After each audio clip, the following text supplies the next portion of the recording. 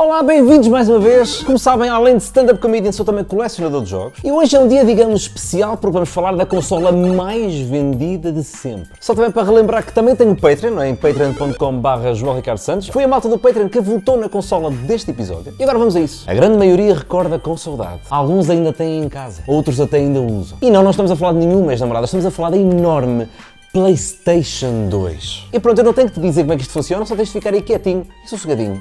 E já sabes que isto é João no comando.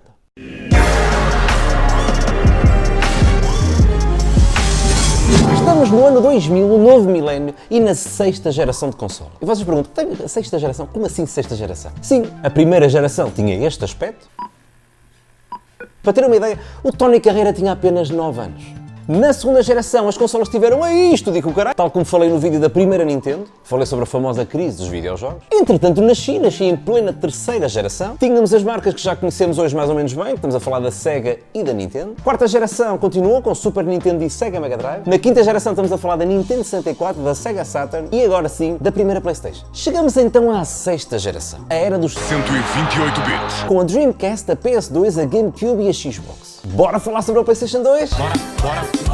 Mas antes, já sabes como é que funcionam estes vídeos, vamos só ver como é que era Portugal no ano em que saiu a PlayStation 2. A PS2 saiu no ano 2000, saiu em março no Japão, nos Estados Unidos foi em outubro e em Portugal, ou seja, no resto do mundo, foi em novembro do ano 2000. Tinha o Tony Carreira já há quase 37 anos. E hoje a cantar uma música que não é minha. E como é que era Portugal na viragem para o novo milénio? Perguntam vocês. Como? Portugal e a maior parte do mundo estava preocupado com aquele problema que era o Y2K, que era o problema do ano 2000, da viragem para o novo milénio. Basicamente pensávamos que os computadores ao passarem de 1999 para 2000, passavam de 99 para 00, o que podia significar na cabeça do computador passar de 1999 para 1900. O mundo estava em pânico, ia ser o final dos nossos dias tal como os conhecemos, mas o que é que aconteceu? Nada. Ora bem, ao nível político nada de muito relevante. Jorge Sampaio era o nosso Presidente da República e António Guterres era o nosso Primeiro-Ministro. É fazer a conta. E vocês perguntam, então não era o Sócrates? Não. José Sócrates era Ministro do Ambiente. Acompanhado do Ministro do Ambiente, José Sócrates. E de certa forma nunca deixou de o ser. Mesmo quando foi Primeiro-Ministro, era Ministro do Ambiente Familiar. Visto que tudo o que ele comprava punha o nome da mãe. E de um amigo. Não é? Porque às vezes os amigos ainda são mais que família. Para um país mais pobre. Eu sei que o ano 2000 nem sequer parece assim tão distante, mas na altura o mundo era tão estranho. Por onde começar? No futebol, e vou tentar ser totalmente imparcial ao dizer isto, o Sporting foi campeão nacional e o Porto ganhou a Taça de Portugal. Ainda no futebol foi ano de Euro 2000 e Portugal chegou às meias finais num jogo contra a França. E vocês pensam, bom, França, fácil, é só meter o Éder. Pois, só que o Éder tinha 13 anos e era infantil do Adémia. E vocês, até aí o Ronaldo. Eu tenho uma dessas em casa, pô. Sabor da caro, pô. Quanto é que foi esse? Cristiano Ronaldo tinha 15 anos e estava super ocupado a bater punhetas. É uma coisa que eles já são velhos, não estão acostumados a essas coisas. Não é? Porque se um jovem normal de 15 anos bate aí umas 4, 5 por dia, Ronaldo devia bater umas 7 ou 8 por hora. Os recordes vêm naturalmente. Mas pensando bem, precisávamos mesmo do Éder. Porque o Figo andava super ocupado a roubar bolas com o Davids. O Sérgio Conceição estava super confuso porque ele não sabe jogar sem o Maré. E tínhamos o Abel Xavier a fazer de guarda-redes de handball. Mas pronto, já estávamos um bocado habituados, não é? Até 2016 perdemos tantas vezes com a França que a gente até já Treina a dor. Não podemos encerrar o tema futebol sem falar da bomba do verão do ano 2000. João Pinto, uma lenda do Benfica, acaba de ser dispensado do Benfica por Vale Azevedo. Não teve a coragem de me dizer na cara que me dispensava. É verdade, Vale Azevedo despediu o João Pinto. Deve ter chegado atrasado à fábrica ou assim. E as pessoas indignaram-se com o Vale Azevedo. Ofereceste o nosso melhor jogador, filho da puta! Eu não percebo porquê. Ele já tinha tudo planeado, era só estar atento. E eu vou defender o Benfica aqui. E o Jorge Jesus era treinador do Estrela da Amadora. Contra a dignidade de uma equipa cheia de ambições.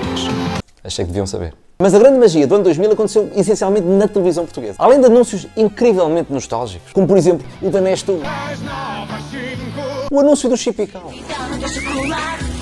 Era um mundo bonito. Um mundo onde quem levasse um canivete suíço de chupa-chups para a escola era o maior. O Carlão é o melhor da sala porque tem tudo o que precisa para a escola. Borracha, lupa, lápis, caneta, régua.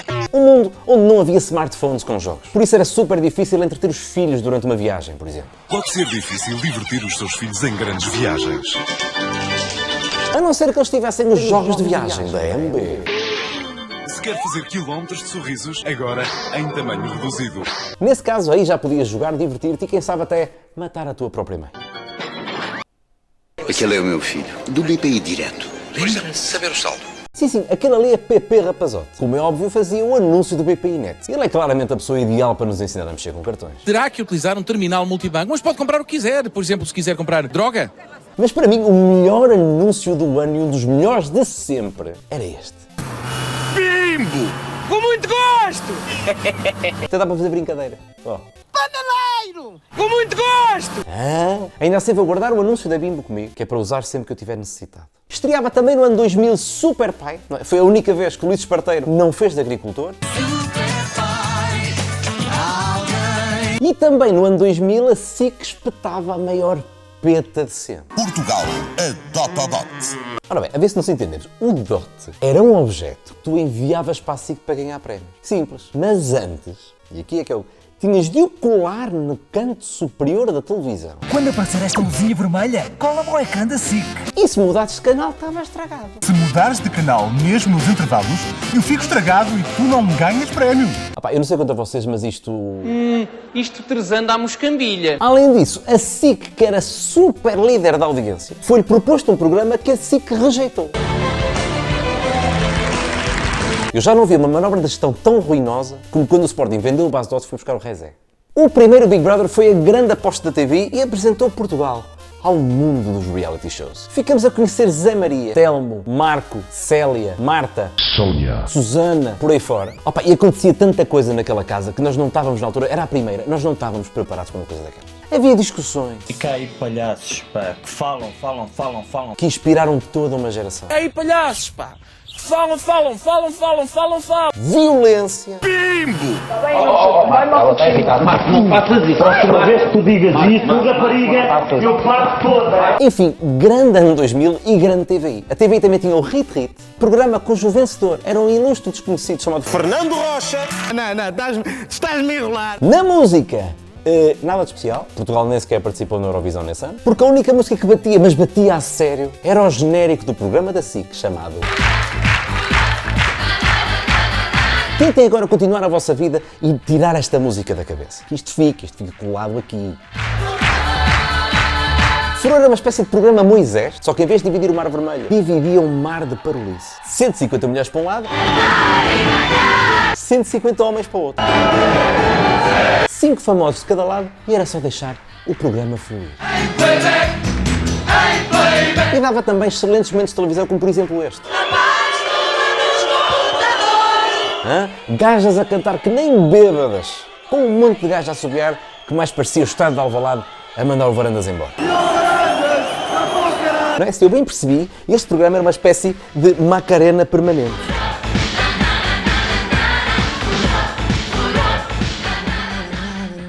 Esta merda fica na cabeça. E era assim Portugal quando recebeu a enorme PlayStation 2.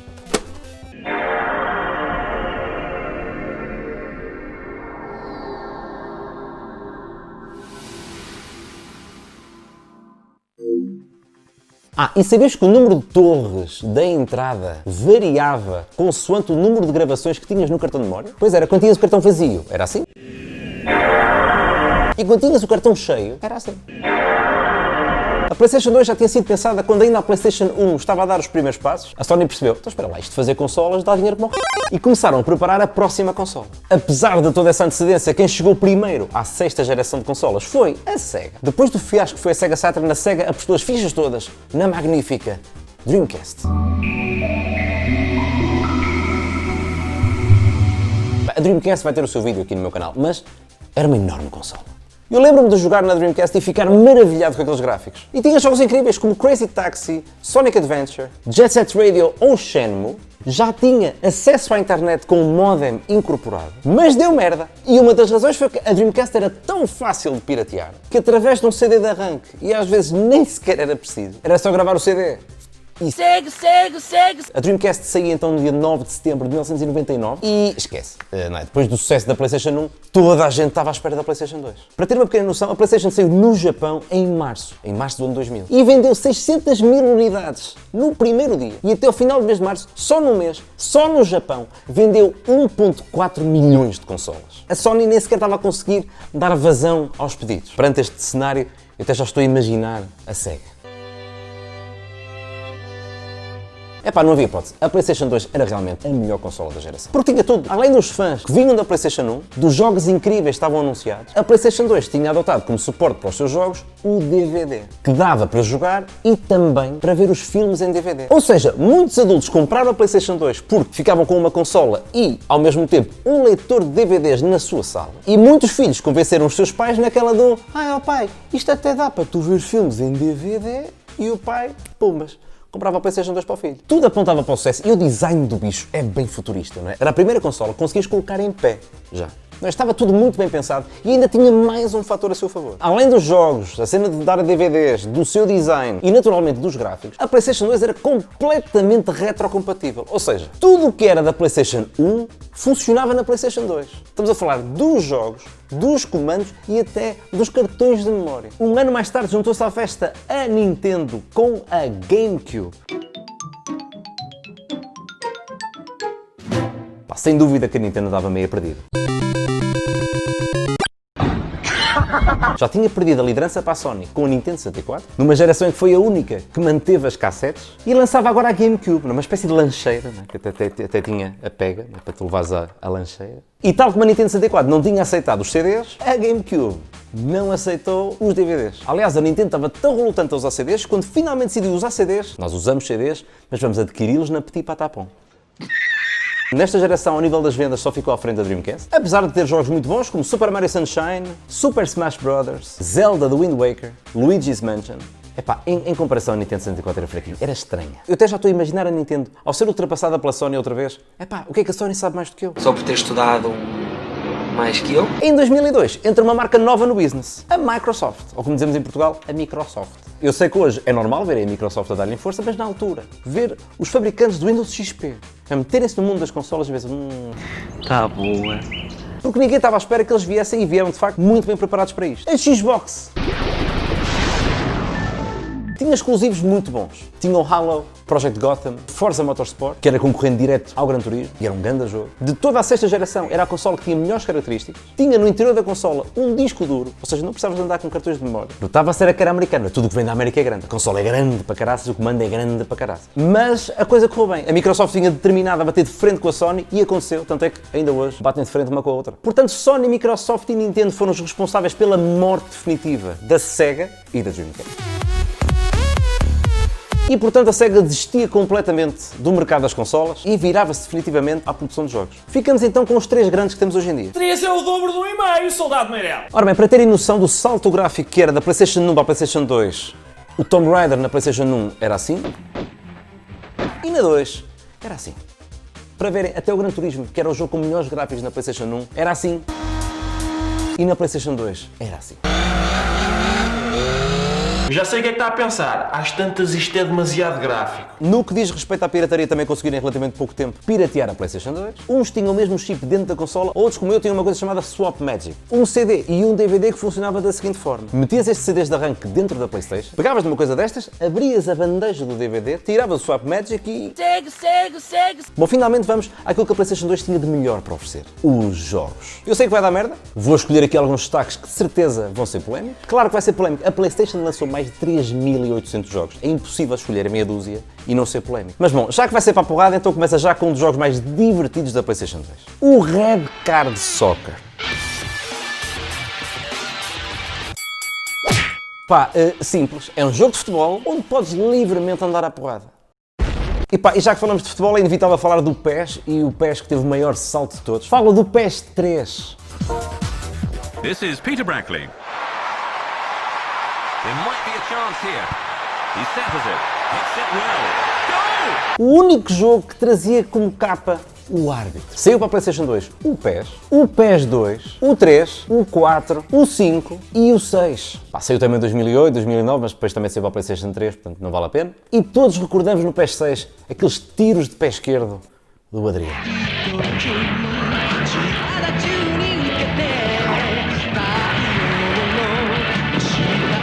Ora, no FIFA tinhas o FIFA 2001, 2002, 2003, 2004, 2005, 2006 e FIFA 2007. EA Sports. It's in the game. Saiu ainda Mundial 2002 e Euro 2004, mas numa altura em que as publicidades da Nike andavam a deixar-nos malucos com gestos técnicos incríveis, o FIFA lançava um dos melhores jogos para o PlayStation 2, o FIFA Street 1 e 2.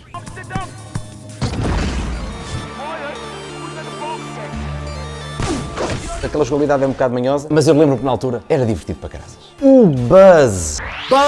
Mais um avanço no mundo das consolas, o quiz do Buzz era super divertido. Super divertido quando estes cabos, destas campainhas, não se enliavam todos uns nos outros. Todo falado em português com o apresentador da moda na altura, que era Jorge Gabriel. Passa a bomba! Desconfio que se o Buzz saísse hoje, tinha a voz doce e melodiosa da Cristina Ferreira. Todos os Burnouts, sendo que o meu favorito é o Burnout 2, que eu nem sequer tenho. Pá, como jogo de carros era mais ou menos básico, mas tinha os melhores acidentes da história dos videojogos. Tinha até um modo de jogo que o teu objetivo era teres o maior acidente possível. Bimbo! Com muito gol! A Naughty Dog já não tinha os direitos para fazer o Crash Bandicoot, que era da Traveler's Tales, e o Crash Bandicoot para o PlayStation 2 era uma bosta. Mas a Naughty Dog se fosse com o Jack and Daxter. Mas não se pode falar do PlayStation 2 sem falar de um dos que se tornou um clássico da história dos videojogos, o Shadow of the Colossus.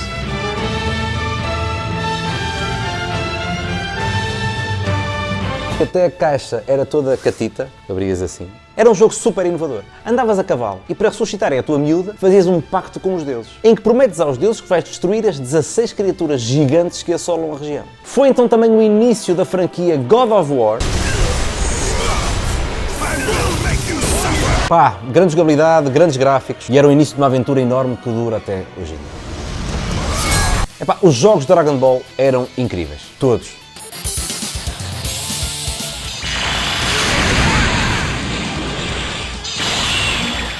Gráficos em 3D que respeitavam a estética do desenho animado. O enorme Metal Gear Solid 2.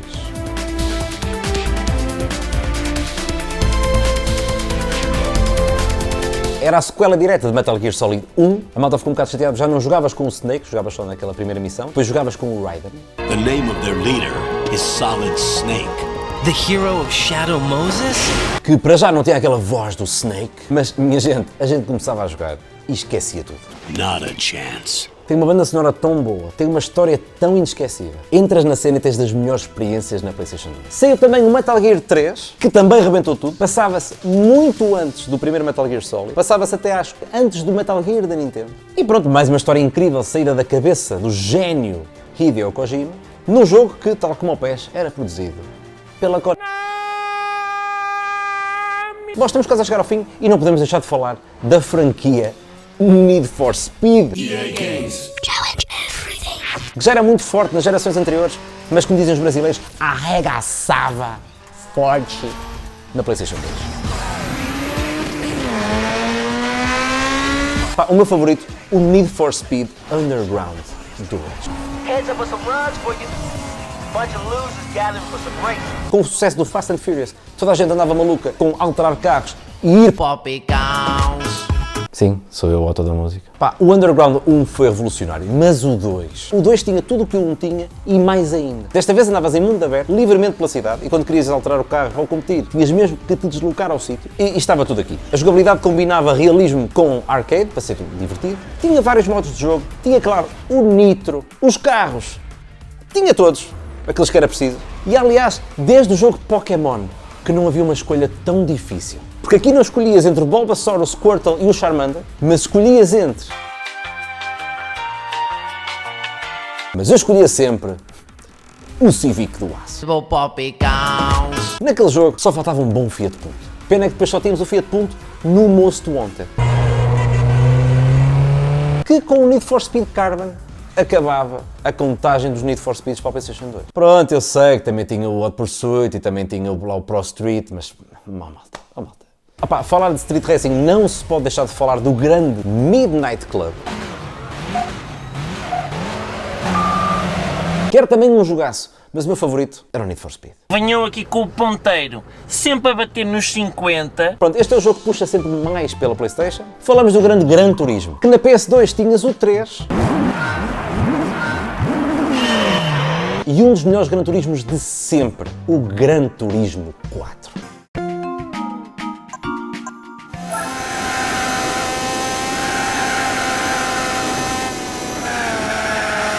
E o que dizer sobre o Gran Turismo 4? Gráficos um degrau acima de qualquer jogo desta geração. Aliás, o Gran Turismo 4 não estava assim tão longe dos primeiros jogos da PlayStation 3 e tinha sempre uma mistura de pistas reais com pistas originais do universo Gran Turismo e trazia uma lista com mais de 700 carros. Pá, por isso, desculpa lá, se não gostas de Gran Turismo, és bimbo! Menção honrosa para Colin McRae, que continuava a liderar os jogos de rallies.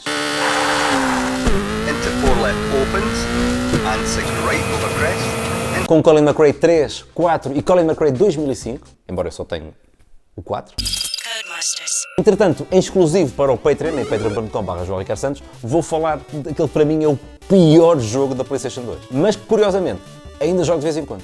Só para me rir que não perdi. Se ainda não apoias estes projetos no Patreon, pá, não é nada bimbo. Não és obrigado a ajudar, mas a partir de €1 por mês já estás a ajudar este canal. Visto que agora com a pandemia, os meus espetáculos de comédia foram com o caralho. Só para teres uma ideia muito rápido, no Patreon tens 3 níveis de apoio. Tens o nível de apoio com €1 por mês. Tens acesso a todo o conteúdo exclusivo, como o vídeo sobre o pior jogo de sempre, por exemplo. Com €3 por mês, além do acesso a todo o conteúdo exclusivo, habilitas-te um giveaway todos os meses. Por exemplo, neste mês de novembro, vou sortear uma PlayStation 1 ou uma Sega Saturn. Depois eu vou perguntar à malta no Patreon o que é que eles preferem. E finalmente, com €10 por mês, eu sei que é uma ajuda grande, mas em contrapartida, além de tudo isto que eu estive a dizer agora, o giveaway, os conteúdos exclusivos, ainda vou sortear um deles a vir aqui, à minha casa, ver o meu estúdio, ver a minha coleção de jogos, jogarmos um bocado, vamos jantar e ainda leva uma lembrança para casa. Pá, não és obrigado, mas se fosses meu patrono, eu tinha muito gosto! Bom, e o último jogo foi o jogo mais vendido da PlayStation 2. Falo do épico GTA San Andreas. Grove Street, home. At least it was before. I be cutting you like a DJ. So when you running off again? I'm not. I'm thinking of staying. Claro que o GTA 3 teve o maior salto, passamos de 2D para 3D. Ou o Vice City, que com aquele tom de anos 80 passou a ser um dos clássicos. Pá, mas o San Andreas era tudo o que o 3 e o Vice City eram, mas tinha ainda mais. Tinha um dos maiores mapas de mundo aberto até à data. Controlavas o CJ. Oh shit. Here we go again. Tinhas ainda mais veículos, tinha 3 cidades no mapa. São imitações de cidades verdadeiras dos Estados Unidos. Tipo Los Santos, que corresponde a Los Angeles, Las Venturas, que corresponde a Las Vegas, e San Fierro, que corresponde a São Francisco. Passa-se tudo no estado da Califórnia, ou no jogo, em San Andreas. San Andreas, que é o nome da fenda entre duas placas tectónicas que se prolonga ao longo da Califórnia. E que, por exemplo, foi causador do enorme terremoto de São Francisco em 1906. Se não sabias, agora já sabes. Mas pronto, o GTA San Andreas era o melhor que a Rockstar podia oferecer. E foi, com alguma lógica, o jogo mais vendido da PlayStation 2. Incrível! E pronto, está quase tudo dito. Dizer também que em 2004 saiu a PlayStation 2 Slim, em tudo igual à PlayStation 2, mas mais compacta no seu design. Já incluía placa de rede, enquanto que na PlayStation 2 Fat, para teres internet, tinhas de comprar um acessório à parte. E vocês perguntam, mas era importante? Não. E pronto, vamos aos números. Saiu no ano 2000, em março no Japão, em outubro nos Estados Unidos e em novembro no resto do mundo. É, ainda hoje, a consola mais vendida de sempre, tendo vendido 155 milhões de unidades. O jogo mais vendido foi GTA San Andreas e esteve no ativo até ao lançamento da PlayStation 4, ou seja, desde o ano 2000 até 2013. E pronto, foi mais um Joel no comando. É pá, tanta coisa para falar sobre a PlayStation 2, mas espero que tenha dado mais ou menos para resumir a importância deste bichinho. Se gostaste do vídeo, ajuda partilhando e espalhando a palavra. E agora podes ajudar ainda mais no meu Patreon, em patreon.com/JoelRicardoSantos. Já sabes como é que funciona o YouTube, subscreve o canal, ativa o sininho, deixa aquele like que não custa nada e ajuda muito. E claro, diz nos comentários qual era o teu jogo favorito, ou se achas que eu por acaso deixei algum de fora importante. Mas mais importante que isto tudo, diz nos comentários com que carro é que tu começavas no Need for Speed Underground 2. Obrigado, agora vou gravar o exclusivo para o Patreon, aquele que para mim é o pior jogo da PlayStation 2. E pronto, procurem-me nas redes sociais, é só escrever Joel Ricardo Santos e já sabem, isto é Joel no comando.